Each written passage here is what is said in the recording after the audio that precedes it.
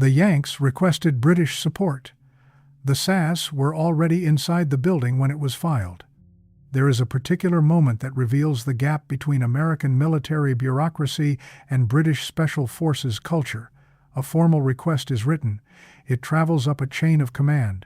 It gets reviewed for legal compliance. It is forwarded to State Department offices or Defense Department officials. It is coordinated through alliance processes. The request form is stamped. Approvals are added. Weeks pass, sometimes months.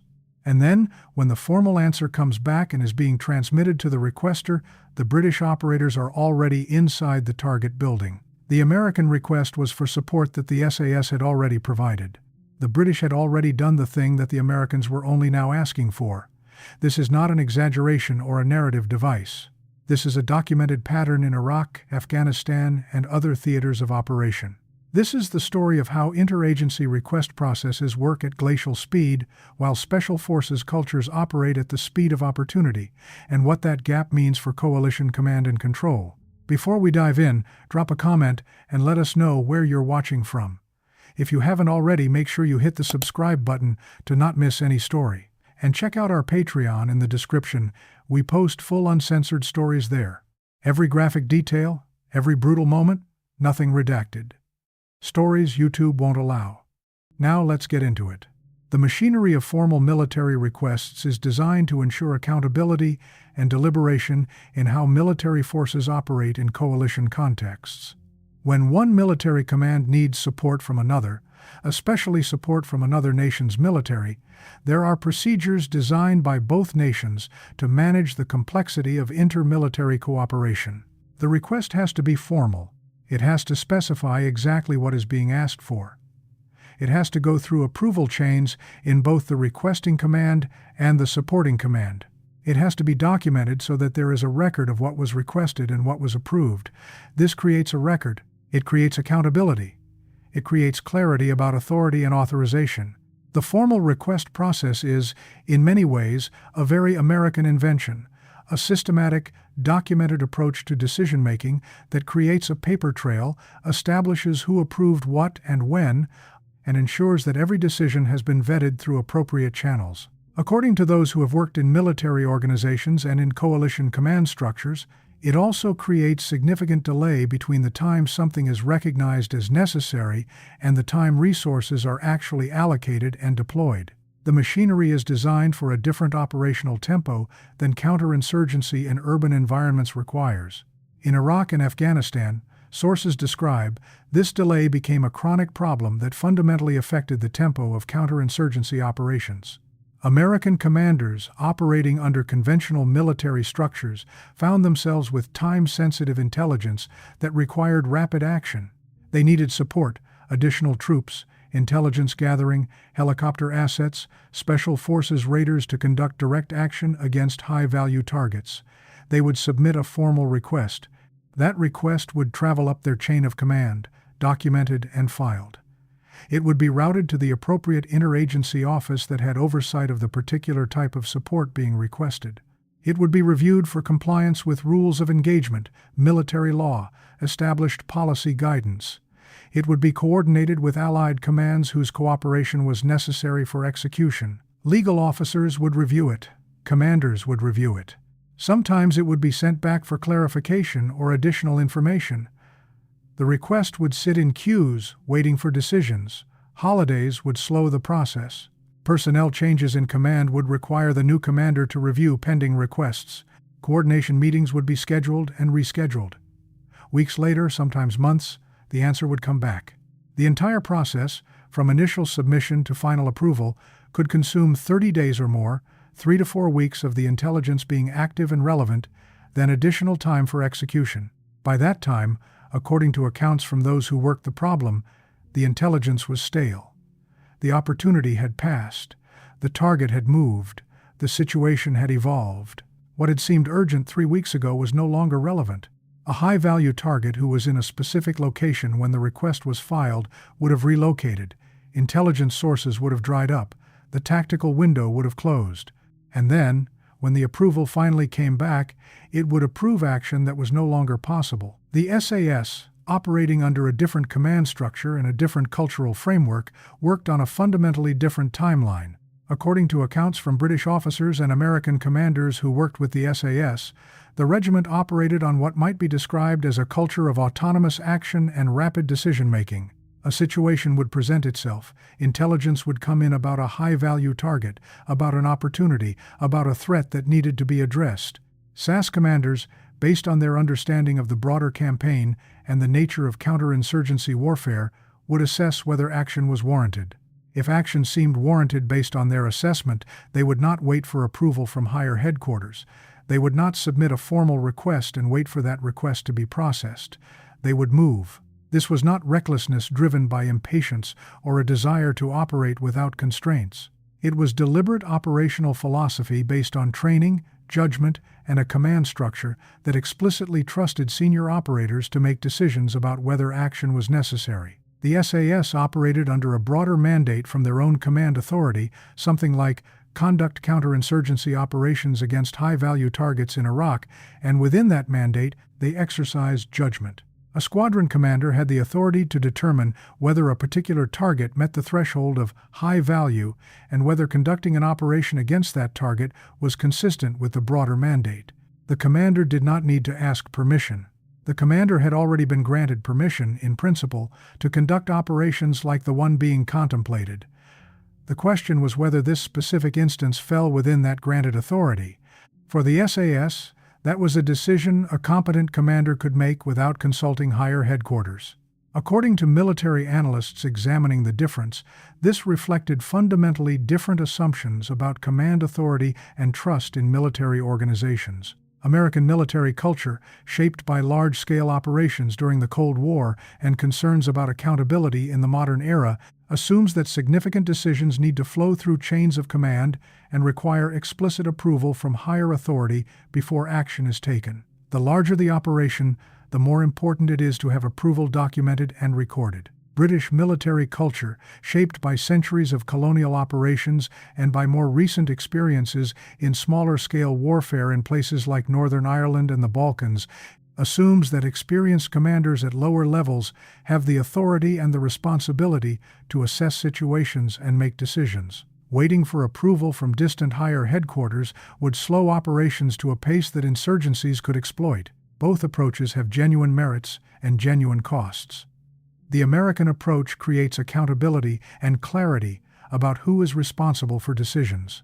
The British approach creates agility and the ability to respond at the pace required by the operational environment.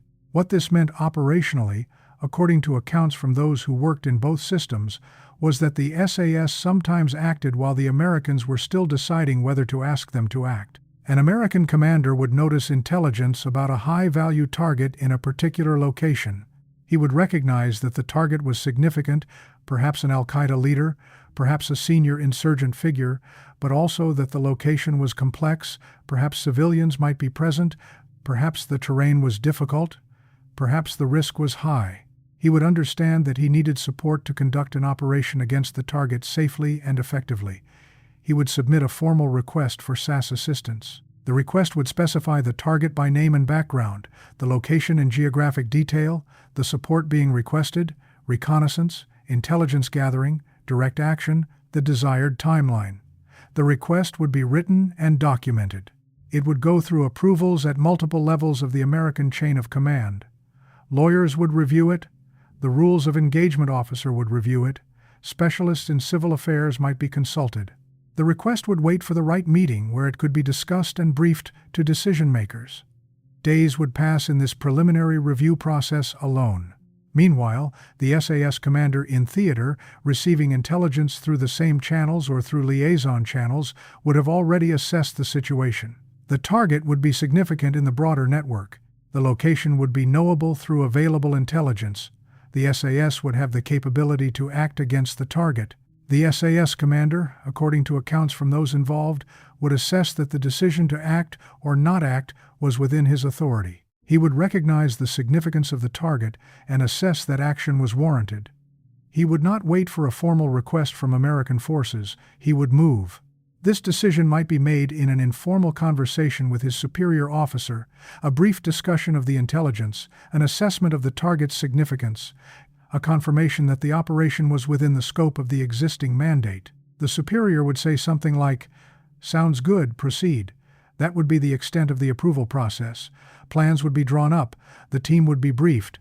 By the time the American formal request was being processed through the American chain of command, the SAS team was already being briefed and readying for operations.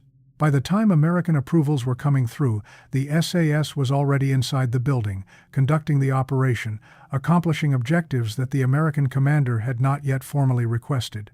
This created an unusual and, from the American perspective, sometimes frustrating situation, according to those who experienced it. The American command structure was seeking permission to ask the British to do something that the British had already done.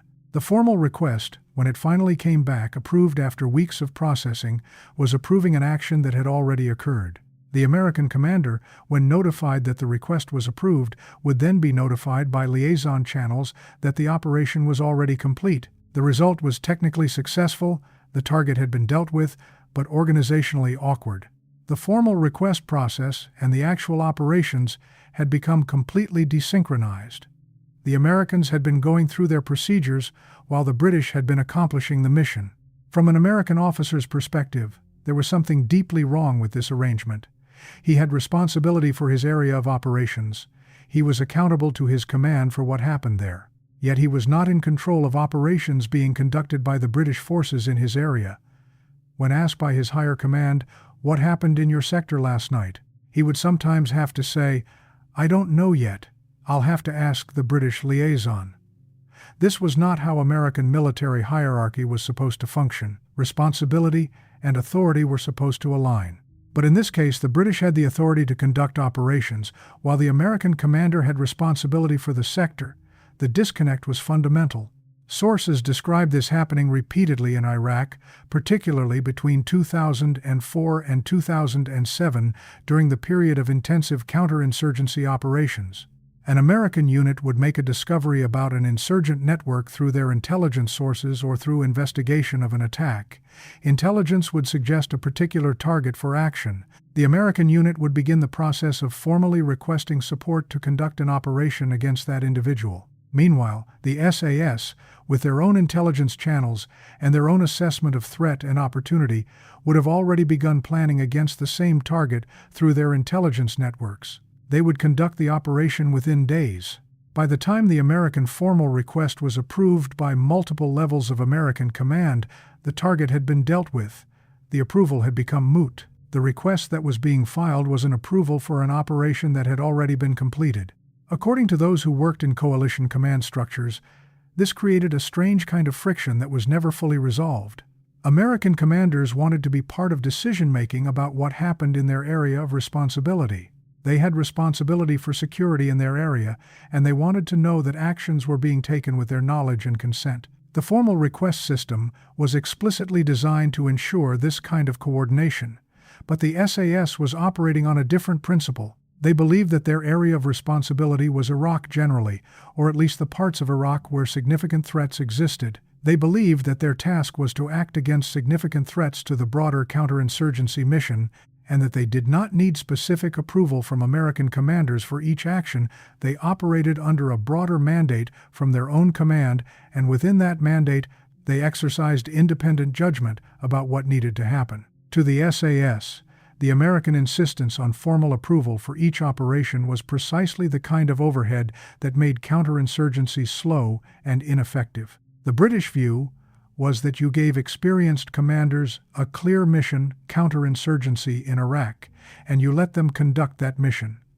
You did not require them to get permission for each tactical decision. You did not ask them to wait for approval from civilian leadership before each operation. You trusted them to make good decisions. From the SAS perspective, the formal request system was treating special forces operators like conventional military units that needed centralized control. Special forces, in the SAS view, should not need that level of oversight. The tension was not about fundamental conflict between units or national rivalries. The American and SAS commanders were, by most accounts, cooperating effectively and professionally. The tension was fundamentally about authority structures and accountability structures in military organizations. According to military historians examining the period, the question was foundational to the two militaries: who decided what happened and when? The American system assumed that decisions about significant military action needed to flow through chains of command and be made at higher levels, with approval from appropriate authority, and that this created accountability. The British system assumed that experienced commanders could and should make decisions at lower levels without waiting for distant approval, and that this created responsiveness and effectiveness. These two approaches, being asked to work together in the same theater, created inherent friction. Neither system was wrong. Both reflected genuine principles about how militaries should function, but they were in tension. What the formal request process was designed to prevent was exactly what the SAS approach enabled: lower-level commanders making significant decisions about military action without explicit higher approval. The American system, particularly after the War on Terror began in 2001 and special operations became more central to American military strategy, developed procedures specifically designed to maintain tight control over special operations. Higher commanders wanted to know about all significant special operations being conducted. They wanted to ensure consistency with overall strategy. They wanted to ensure that rules of engagement were being followed and that legal review had been completed. They wanted accountability and documentation. The system reflected a fundamental belief that in modern military organizations, particularly when dealing with sensitive operations that could have political consequences, decisions needed to be made at high levels with appropriate review and approval. The SAS approach was, according to those familiar with it, based on different assumptions. Special Forces commanders were selected and trained to be able to assess complicated situations and make judgment calls. Requiring every action to go through approval chains would slow Special Forces down, would reduce their responsiveness, would undercut their advantage. The SAS did not distrust their higher command. They simply believed that trust should mean allowing experienced commanders to exercise judgment. According to accounts from British military officers, this was not unique to Iraq. The SAS had operated this way in Northern Ireland, in the Balkans, in other theaters. They were accustomed to autonomy. They were accustomed to making judgments about what needed to happen and taking action on those judgments. This was how the regiment had been built. It was part of its culture. It was part of what made it effective. The gap between the two approaches created documented cases where the formal and the actual were completely misaligned.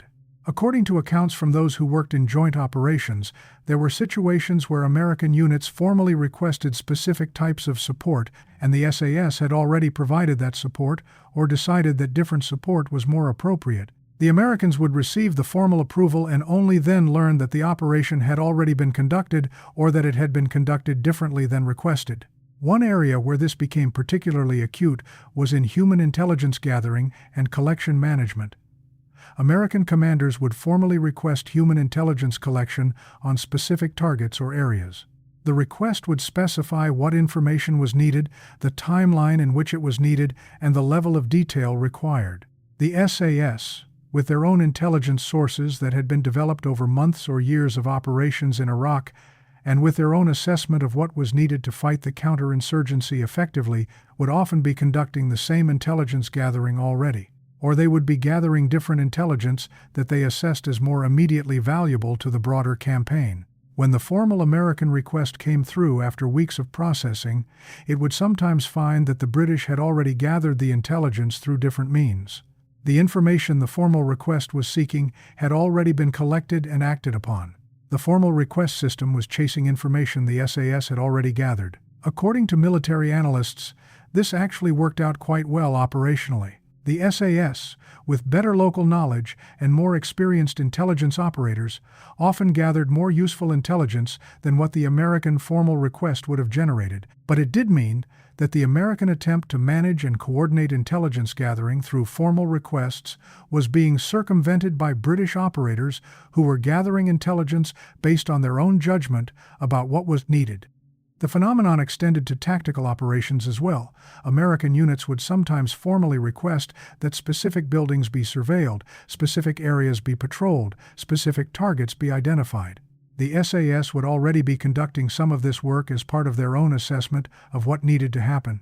The formal request system was attempting to coordinate and control operations that were already being conducted under a different command authority and different assumptions about who had the responsibility to make decisions. What made this sustainable, according to accounts from those who worked in both systems, was that the SAS was generally very good at what it was doing. The autonomous operations were producing results. High-value targets were being identified and dealt with. Intelligence was being gathered. The counterinsurgency was being advanced. An American commander might be frustrated that the SAS was not waiting for formal requests, but that commander was also benefiting from the results of SAS operations. The SAS was being effective at a pace that the formal request system would have prevented. According to military historians, this pattern created a subtle dependency on SAS initiative and judgment. American commanders began to rely on the SAS to do certain things that the American formal request system could not do quickly enough. They came to expect that when something significant needed to happen in areas where the SAS was operating, the SAS would assess the situation and move if they judged it necessary. This expectation began to replace the formal request system as the operative mechanism for how American and British forces coordinated. Instead of submitting formal requests through multiple layers, American commanders would alert the SAS liaison officer to a situation and suggest that it might warrant attention. The American commander had essentially outsourced the decision about whether to act to the SAS commander. The SAS would then make its own decision about whether to act based on its own assessment. This worked operationally, and it often produced good results. An American commander would tell a SAS liaison, "We have intelligence about a network operating in the eastern part of the city. Al-Qaeda connections. These guys might be significant." The liaison would convey this to the SAS commander. The SAS commander would evaluate the intelligence, assess the threat level, and decide whether to act. If the assessment was that the threat was significant and the SAS had the capability, they would move. If not, they would pass. The American commander would find out the result afterward. But it was a very different structure from the formal request system that was supposed to govern coalition operations, and it meant that control of operations was, in practice, more decentralized than the American command structure officially preferred. The gap in timelines was stark and consequential, according to those who worked in both systems. A formal inter-service request, subject to multiple levels of approval and coordination, might take 3 to 6 weeks to move through the system, submitted to the requesting command, reviewed by that command, forwarded to the supporting command, reviewed and coordinated by the supporting command, approved, transmitted back through channels, received and acted on. During that 3 to 6 week period, the intelligence would be stale almost from the moment the approval finally came back. A high-value target who was at location A when the request was filed might have moved to location B by week 2 and to location C by week 4. When the approval finally arrived approving the operation against location A, the target was no longer there. The SAS response to the same situation, operating under their own command authority and their own assessment of what needed to happen, might take 6 to 12 hours. Receipt of intelligence, assessment of the situation, planning the operation, briefing the team, execution. By the time the formal process had even been completed, the entire tactical situation had changed. The target had moved. The intelligence was stale. The opportunity had passed. The information that made the operation seem necessary was no longer valid or was only partially valid. This was not a failure of American planning. It was simply the reality of the time horizons involved. The formal system was designed for situations where decisions could be made over days or weeks. Counterinsurgency in Baghdad operated on hours. The two systems could not be reconciled. One would have to give way to the other. According to accounts from American commanders who worked in this environment, this dynamic fundamentally affected how they approached intelligence gathering and targeting. They learned not to necessarily expect that formal requests for support would result in actions 3 weeks later. They learned to work with SAS liaisons more directly in informal channels. They learned to alert the SAS to situations rather than formally requesting specific actions. This approach was more effective operationally, and it often produced good results, but it was also less controllable from the American perspective. An American commander could not direct the SAS to take a specific action.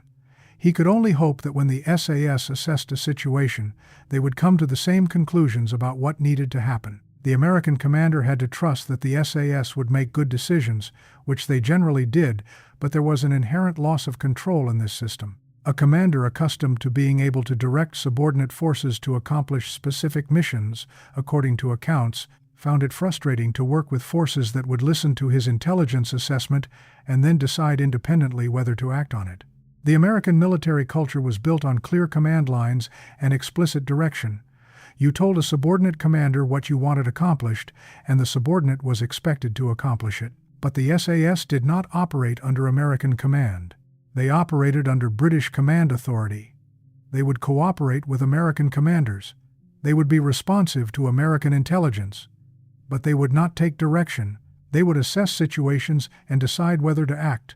This required a fundamentally different kind of trust and a fundamentally different approach to command and control.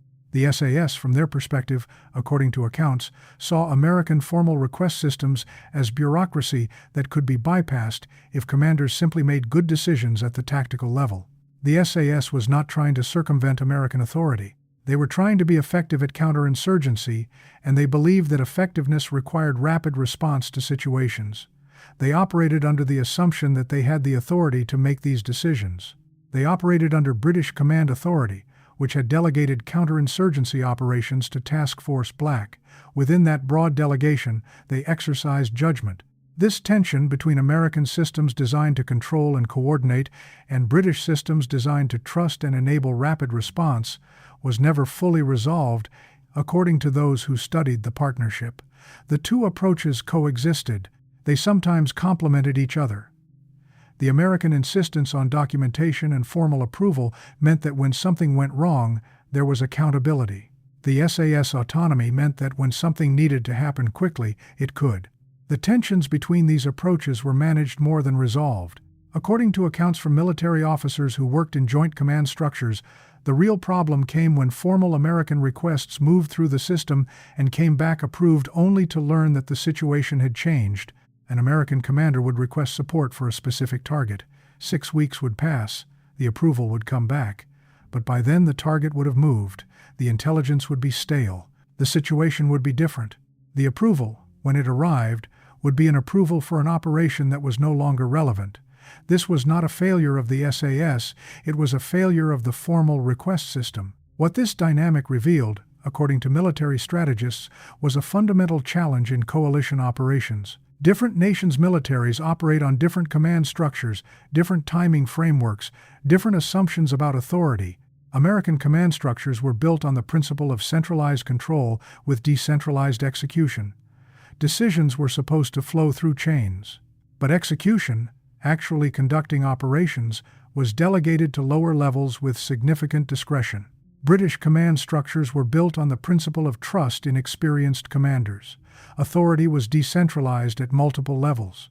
Commanders were expected to assess situations and make decisions. When these two approaches tried to work together, according to those who managed the coalition, the result was constant negotiation about who had the authority to make what decisions and when. The formal mechanisms, the requests, the approvals, the coordination procedures were designed to impose American logic on the coalition. But the SAS, operating within British command structures that emphasized autonomy and trust, often made decisions that the American formal system was still processing.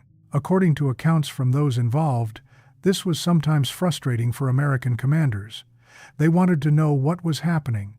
They wanted to ensure that operations were consistent with overall strategy. They wanted accountability. But they also recognized that the SAS approach was producing results.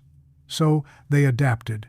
They learned to work in informal channels. They learned to communicate through liaison officers. They learned to alert the SAS to situations and trust that the regiment would make good decisions. The SAS, for their part, according to accounts from those involved, tried to be responsive to American concerns and to the broader coalition strategy. They would inform American commanders of operations when possible, giving notice when operations could be discussed. They would try to avoid taking actions that would undermine overall American strategy or that would conflict with American operations. They would coordinate when they could do so without slowing response times to unacceptable levels. But they would not let the formal request system dictate their operations. They would not wait for approvals when situations required rapid response and when waiting would mean missing opportunities or allowing threats to escape. This was their professional judgment based on their experience of counterinsurgency. They exercised this judgment based on their assessment of what counterinsurgency required: speed, responsiveness, the ability to act when the target was present, not weeks later when the opportunity had passed. One specific example that sources describe involved an al-Qaeda network operating in a particular area of Baghdad. American intelligence had identified the network.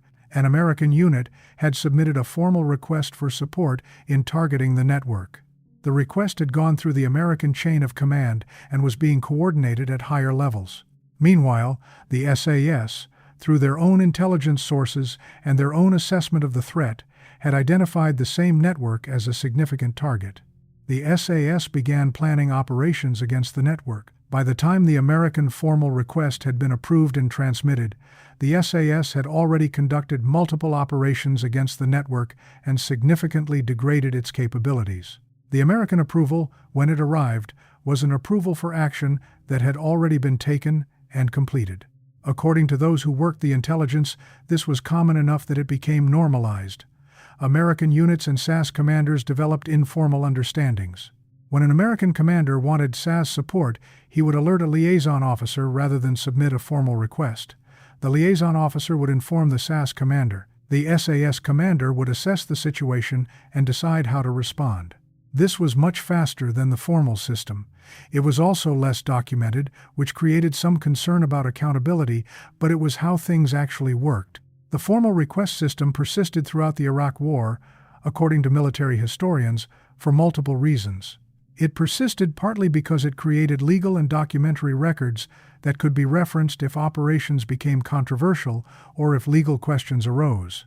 It persisted partly because it allowed American commanders to maintain the appearance of control, even when that control was not fully exercised in practice. And it persisted partly because it genuinely was necessary for some types of coordination that required resource allocation and high-level authorization. But the actual operations were often conducted through different channels: informal intelligence channels, autonomous assessment by lower-level commanders, and command decisions made at lower levels without waiting for formal approval. The formal system and the actual system coexisted. They operated in parallel. In some cases, they complemented each other. In other cases, they contradicted each other. The fact that this system persisted and worked suggested something important about how military organizations actually function versus how they are officially organized. What this revealed, according to military strategists examining the Iraq Partnership, was something important about how coalition operations actually work. Coalition operations work despite bureaucratic mismatches, not because of them. They work because experienced commanders learn to communicate in informal ways.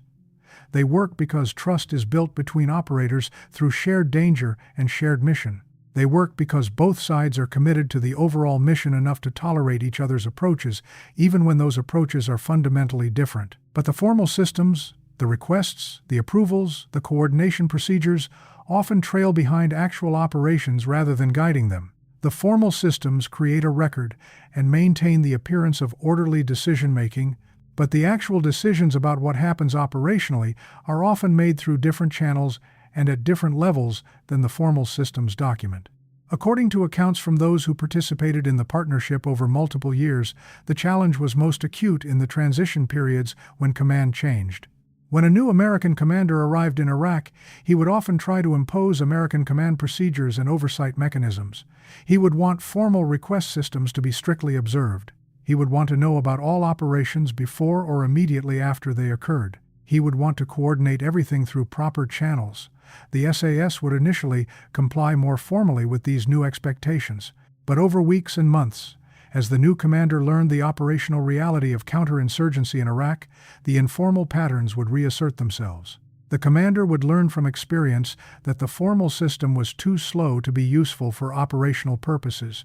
He would attend an operations briefing and hear about a piece of intelligence about a significant target. He would ask when the operation would be conducted.